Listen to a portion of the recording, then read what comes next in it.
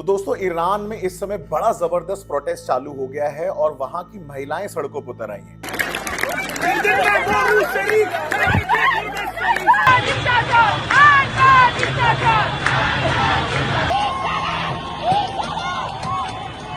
अब आप पूछेंगे कि ये हम टॉपिक क्यों डिस्कस कर रहे हैं, क्योंकि इसका एक बहुत इंपॉर्टेंट लिंक है भारत में जो भी आज के समय में चीजें हो रही हैं और एक बहुत इंपॉर्टेंट केस से इसका लिंक है जो कि इस समय सुप्रीम कोर्ट में जिसकी हियरिंग चल रही है। जी हाँ, मैं बात कर रहा हूं हिजाब बैन की।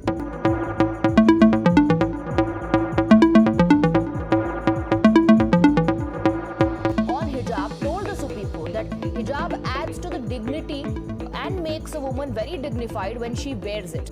हिजाब का जो इशू है वो चाहे वो ईरान हो चाहे वो इंडिया हो, दोनों में ही आज के टाइम पे एक कॉमन मुद्दा बना हुआ है। पहले बात करते हैं ईरान की कि ये क्यों उठा यहाँ पे।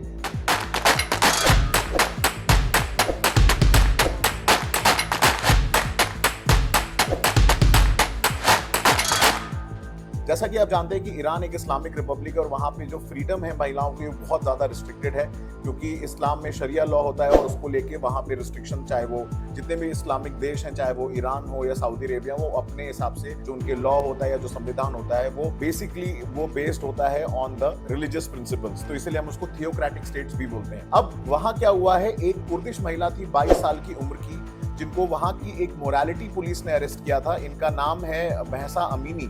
तो महसा अमीनी जी के साथ क्या हुआ कि इनको वहाँ की मोरालिटी पुलिस ने अरेस्ट करने के बाद इनको डिटेन किया क्योंकि शायद इन्होंने हिजाब नहीं पहना था। अब कस्टडी में क्या हुआ उसके बारे में कोई क्लैरिटी नहीं है, बट ये फिर कोमा में चली गई और उसके बाद आज इनकी डेथ हो गई।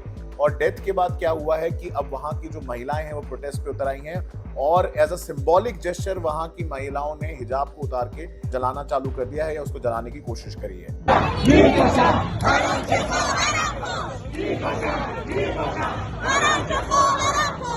अब ये सेम चीज आप देखेंगे उस समय हो रही है जब भारत में भी हिजाब का बैन लगा था, हिजाब पहनने में बैन लगा था। कर्नाटका हाई कोर्ट का जजमेंट था और वही सेम जो जजमेंट है वो Fatima Bushra versus state of Karnataka को सुप्रीम कोर्ट में अपील किया गया है, जिसकी हियरिंग अभी सुप्रीम कोर्ट में चल रही है। और कल इसमें बड़ा एक इंटरेस्टिंग निकल के आया वाकया। जो बेंच है जस्टिस हेमंत गुप्ता और सुधांशु धूलिया की, उन्होंने 2 सवाल पूछे। जो दुष्यंत दवे साहब है वो रिप्रेजेंट कर रहे हैं इनको। उन्होंने बोला कि किस हद तक कॉन्स्टिट्यूएंट असेंबली डिबेट इस मुद्दे को सेटल कर सकता है। जो कि एक वर्ड यहाँ पे निकल के आता है वो है एसेंशियल प्रैक्टिस का।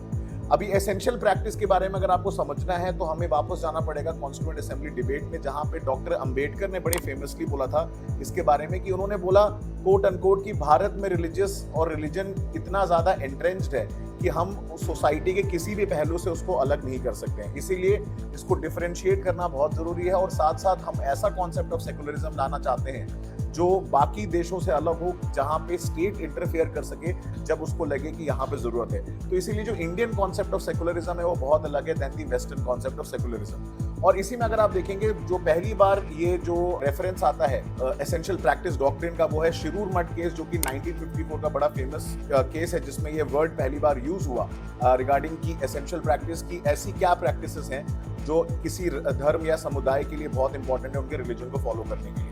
अब इसको लेके मल्टीपल केसेस इंडिया में हो चुके हैं। रीसेंट केस ऑफ द हिजाब वाला जो सुप्रीम कोर्ट में पेंडिंग है, इसमें जो दूसरा सवाल है वो ये है कि किस हद तक आर्टिकल 19 और आर्टिकल 21 का वायलेशन है।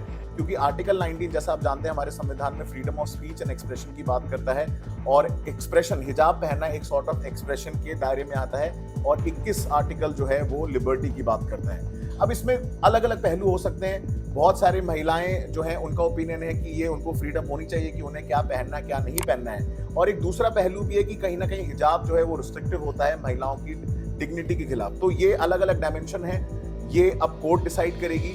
जब इस मुद्दे की हम बात कर रहे हैं, हमें सबरीमाला जजमेंट के बारे में भी बात करना बहुत जरूरी है, क्योंकि सबरीमाला जजमेंट जब आया था उसमें भी ये बात उठी थी कि क्या सबरीमाला टेम्पल में महिलाओं की एंट्री होनी चाहिए नहीं होनी चाहिए, लॉर्ड अयप्पा का जो मंदिर है। और उसमें भी बात उठी कि क्या ये एसेंशियल प्रैक्टिस है या नहीं, क्योंकि ये जो चीज़ है वो आर्टिकल 25 ऑफ द कॉन्स्टिट्यूशन से गवर्न होती है, जहां पे एक रिलीजियस डिनोमिनेशन को फ्रीडम दी जाती है अपने रिलीजियस अफेयर्स को मैनेज करने के लिए। उसमें जस्टिस धनंजय चंद्रचूड़ का एक बड़ा इंटरेस्टिंग रेफरेंस है। जस्टिस चंद्रचूड़ ने उस समय प्रपोज की थी एक डॉक्ट्रिन, और वो डॉक्ट्रिन कहलाई जाती है एंटी एक्सक्लूजन डॉक्ट्रिन, जिसका ये मानना है कि कोई भी चीज या कोई भी धर्म इतना ज्यादा रिस्ट्रिक्टिव नहीं हो सकता कि वो लोगों की लिबर्टी और फेथ से उनको एक्सक्लूड करने लग जाए। तो इसीलिए उन्होंने बोला कि कॉन्स्टिट्यूशन उस चीजों के लिए प्रोटेक्शन देता है, उन प्रैक्टिसेस को प्रोटेक्शन दे सकता है जो नॉन एक्सक्लूजनरी हो। बट अगर कोई रिलीजन या उसकी प्रैक्टिस एक्सक्लूजनरी हो जाए, जैसे यहाँ पे महिलाओं को एक्सक्लूड किया गया, तो उसको जगह देनी पड़ेगी to the liberal tenets of the constitution. तो वहां पे जो इंडिविजुअल डिग्निटी और लिबर्टी है वो ज्यादा इंपॉर्टेंट होगी। अब आगे क्या होगा इसमें ये सुप्रीम कोर्ट ही बता सकती है, क्योंकि ये मैटर सब जुडिस है, तो इस पे ज्यादा कमेंट करना वैसे भी एडवाइजेबल नहीं होगा। बट ये बात सच है कि शायद आज के टाइम पे महिलाएं अपनी राइट्स को लेके और जागरूक हो गई हैं, और होना भी चाहिए, और असर्टिव भी हो गई हैं, जिसका इफेक्ट आपको हर जगह देखने को मिलेगा। तो ऐसे ही और सिमिलर मुद्दों को हम अपने सोसाइटी एंड सोशल इश्यूज में कवर करेंगे, जिसको लेके मैं एक नया कोर्स लेके आ रहा हूं। तो अगर आप उसको ज्वाइन करना चाहते हैं, नीचे डिस्क्रिप्शन बॉक्स में लिंक दिया हुआ है, और साथ ही साथ अनअकैडमी 20% ऑफ दे रहा है सब्सक्रिप्शन पे, तो यूज करें कोड DPS लाइव आज ही। मैं मिलूंगा नेक्स्ट वीडियो में। Till then next time, thank you so much and जय हिंद।